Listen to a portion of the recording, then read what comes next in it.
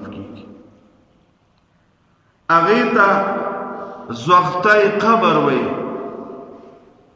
دا هغه یره ده چې کله انسان په قبر کې کېښودی شي او د باندې دا ګټې کېښودی شي او خاوره اړېږي، دغه وخت کې د باندې یوه یره راشي. نبی کریم صلی الله علیه وسلم د حضرت سعد رضی الله تعالی عنہ جنازه کوله. چې جنازه وکړله او سساتو شو، نبی علیہ الصلوۃ والسلام وفرمایل الله اکبر. صحابه یا رسول الله صلی الله علیه وسلم څه کیفیت مخصوص شو؟ وایي چې صحابه زما دی صحابي حضرت سعد رضی الله عنهم زوغتی قبر دتم پیش شو، خو الحمدلله پاس شو. صبر او د دې په وجه باندې د ګناهونه معاف شو. نو دغه هغه یری ته وایي چې کله انسان قبر کې کېږي لومبۍ یره پې دقه راشي چې اوس په راسره څه کېږي. وایي په دغه یره هم دته الله واړه ګناهونه معاف کوي. او دا په هر چا باندې راځي، په نیک انسان هم راځي او په بد انسان باندې هم راځي. او د فرشتې دا آواز په بد انسان باندې ډېرې زیاتې درنې لګي چې ورته وایي من ربک، رب دې څوک دی، رسول دې څوک دی، په کوم دین باندې وي. نو وایي دا په بعضو خلکو ډېر درانه او په بعضې خلکو به ډېر ښایسته دا الفاظ لګي چې ورته وایي من ربک. په دنیا باندې چې ژوند چا د الله د حکم د مرضۍ د لاندې تیر کړی، هغه ته به دا اوازونه ډېر خواږه لګي، او چې چا د مرضۍ خلاف ژوند تیر کړی، دغه اوازونه به پرې ډېر سخت لګي. زما عزتمندو، سلیمان علیه السلام زمانه وه او سلیمان علیه السلام ناستو، د ده سره خوا کې یو کس ناست. دې وخت کې یو بل کس راغی، دریم کس. دا دریم کس ډېر باروبه غونته کې و، د ده روب و داسې. نو د سلیمان علیه السلام سره چې دا کم کس ناست و، ډېر زیات ویریدو، ګبراو شو. چې کله تېنه دغه کس لاړی، نو دا دریم کس سلیمان علیه السلام ته وایي حضرت دا څوک و؟ ورته وایي دا اسرائیل علیه السلام. وایي اسرائیل علیه السلام؟ وایي ځکه زه سم ویرېدم، ګبراو شوم ما چې دا څوک ناشنا راغی. وایي یاره چې تاسو ته یو سوال کوم. وایي وایه څه وی؟ وایي د دې ځای نه ما بل ځای ته لږ بوځه. ولې؟ وایي د ده نه مې سخته یره کېږي. وایي یریږم پرې. نو سیوه د هغه په لاس کې خو بادشاهي وه، د هواو د پیریانو ارس. حکم یې وکړو چې پلانکي ځای ته دی ورسوي. هلته یې بوتو. اسرائیل علیه السلام بیا راغی. سلیمان علیه السلام ورسره ملاقات شو. وایي څنګه بیا راغلی؟ وایي تا سره چې هر کس دلته ناست و هغه څه شو؟ وایي هغه خو ستا د یارې ما پلانکي ځای ته ولېږو. وایي بس اوس وشو. وایي ولې؟ وایي ما ته الله حکم کړی چې پلانکي ځای کې دغه کس په موجودي د هغه نه روح واخله. چې ځان ته لاړم دی نه و، دی ستا خوا کې و. نو ما وایي چې دی به څنګه خپل ځای ته ځان رسوي؟ وایي زه ورپسې لاړم هلته. نو دی ورپسې لاړ شه اسرائیل علیه السلام کوم ځای ته چې تللی یو مقه ځای کې ته روح واخلي. دا حدیث مشکات شریف را نقل کړی چې کوم ځای کې د چا اجل راغلی هلته الله وررسوي. چې کوم ځای کې د اجل نه راغلی هلته ستا وفات نشي راتلی. ستا روح مخکې ورځو کې راته چا واقع کوله چې زمونږ رشته دار دي کراچۍ کې اوسېدل، او دا انکو دامان نه دی دغه علاقه د دیو هغه مولانا صاحب اوس هم هلته د سمندر منځ کې ځای دی، هغې کې امام دی. چې کلیپټن ورته وایي که څه ورته وایي کلیپټن، هغې کې امام دی. وایي د ده دا مور ډېره سخته بیماره وه. وایي ده ځان سره هلته بوتلله، کلیپټن ته یې بوتله د سمندر منځ کې دغه ځای. وایي چې ده ول هلته وایي هلته باقاعده علاج او ډاکټر هر څه شته ده، مسجد هم پکې. وایي هغه مور یې هم هلته وفات شو. او وایي چې وفات شو او مقه ځای کې خخم ټرینګ یې وکړو چې نشمه ده راوړی، او مزل ډېر زیات دی او په شریعت کې دومره مزل ممنوع دی. لہذا دا به زه درته دفن کړم. نو ګورئ چې په کومه ځمکه الله جل شانهو د چا اجل لیکلی کنه د سمندر منځ کې ترې روح واخیستو او مالته پې ختم شوه مقبره هم دلته په هغې کې هغلته دفن کړه. نو دا دې پورې هم عزتمندو چې زما او ستا مرګ هغه په ما او تا باندې راتلونکی دی، خو صبر نه به کار اخلو. صبر د بل په مرګ باندې د صبر او په صبر باندې چې الله جل جلاله کومې وعدې کړي دي هغه پسې هغه په بې صبرۍ باندې بیا ختمیږي. نو دا خبرې کول نه دي پکار چې یاره پلانکي ځای ته دی نه وی تللی نو دی به بد شوی او د ښځو دومره قیسې زده دي. توبه د سړو نه رو ګودر دی ښځو خطا کړی. ښځې دا بیمار دی نور د جوړېدی نه دی، اسپتال ته ته یوسه کړه او پلانکي اسپتال ته ته بوځه ته ورته اوس ګوره آخر دغه و پې هلته هم بوځي بیا به راته وایي هلته یې بوځه. زمونږ په رشته دارو کې زنانه وفات شوه، زنانه وه او کو نارینه نو اسپتال نو دلته وه په کور کې وفات شو په مړینې باندې اسپتال ته یوړله خو ورته پته و چې دا وفات شوي او ویله که راجین کړې وه نو بیا هم ورته وایي چې دا م اسپتال ته څه پسې وړه خلکو ته به ریږو کو زما والده وفات دا کوم ځای کې چې اسپتال کې وفات شو. دا ولي وایي ښځو راته ویل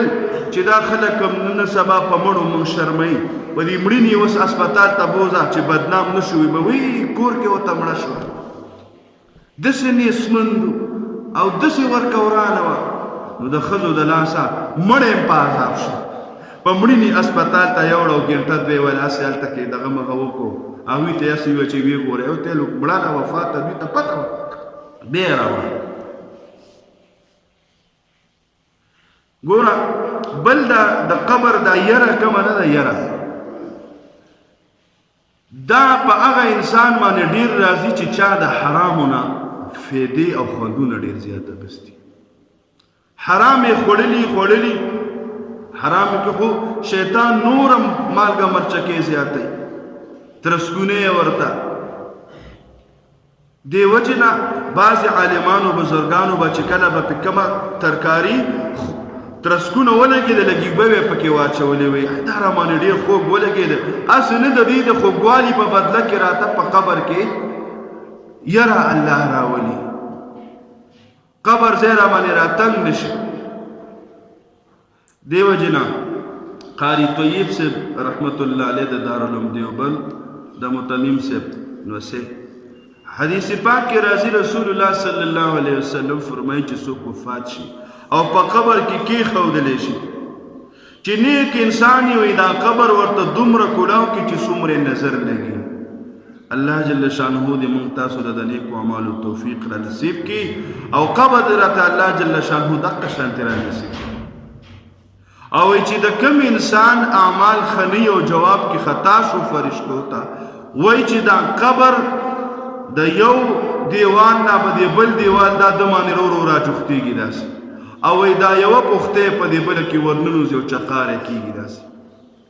بیا راکولاویږي او بیا داسې کېږي نور هم پې تنګ شي. عربو کې زما ورو مخکې هغه ویل هلته چې مړی ږدي که نه وایي تنګ قبر ایستی وایي دا خپې ولې په زور ورمنډي وي ما ورته چې دا څه کوئ ظالمانو لخ ولې دا ځای کولاو کړي وایي راته وي چې ته لیونی دا ورجوخ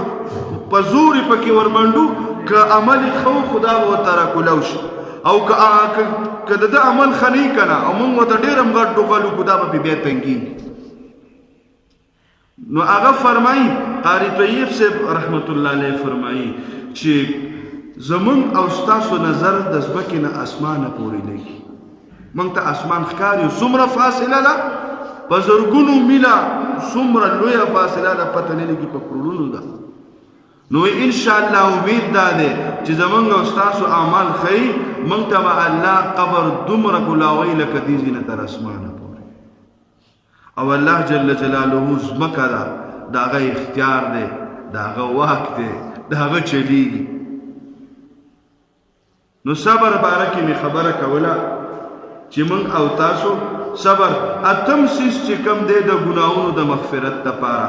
هغه عزتمندو د قیامت په ورځ چې کله انسان ودرېږي او دته کله جهنم مخامخ شي الله دې موږ تاسو ته جهنم نه ښیي. په حدیث پاک کې راځي چې ټول به جهنم ته کله مخامخ شي دا جهنم به خوټ کېږي دغه وخت کې او دومره سخت روب به چې په پیغمبرانو باندې به یره راشي ټولو پیغمبرانو باندې به یره راشي او دا اوبه به جوش وي او جوش سره به یو دارې غونته کې کوي داسې نو هر سړی به په دې کې چې دا داره را باندې رانیشي دومره خطرناک د هغې اثرات دي نو چې کله انسان دې ته مخامخ شي وایي دغه وخت کې هم د هغه یرې په وجه الله پاک د ده واړه ګناهونه معاف کوي نو یو دې زموږ ستاسو هلته کې هم د مغفرت نصیب کړي چې هلته هم راته الله معافي کړي دلته هم راته الله معافي کړي نهم سبب چې کوم دی هغه د ګناهونو د معاف کېدو دپاره په ورځ د قیامت د نبي کریم صلی الله علیه وسلم سفارش دی چې نبی علیه الصلاة والسلام ته وویلی شو الله جل جلاله ورته وفرمیل حدیث قدسي دی چې دوه خبرې دي پیغمبر علیه السلام یوه خبره خدا ده که ته وې نو زه به د دا نیم امت بغیر د حساب کتاب نه جنت کې داخل او که ته وې تا له به اختیار درکمه چې تی شفارس وکړي نو تا چې د چا شفارس وکړو هغه به زه جنت کې داخل کړم اوس ته څنګه خوښه ده نیم دله زه په خپل اختیار داخل کړم او که نه ته شفارس کې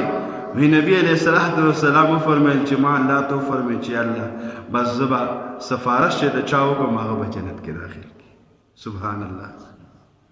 نو نبی علیه السلام سفارش ته الله زموږ نصیب کړي نو صحابه ورته یا رسول الله سفارش داسې ښه نه وه چې دا نیم هم داسې وایي چې نه که نه په سفارش مې امید دا دی چې د نیمي نه هم زیات الله پاک په جنت کې داخل کړي بله دا ده نبی کریم صلی الله علیه وسلم مبارک وفرمیل چې د هر نبی دپاره الله جل جلاله یو اختیار په دنیا کې را لېږلی د دعا چې ته دا یوه دعا داسې چې دا پیغمبر پې څه غواړي الله هغه خامخا قبلوي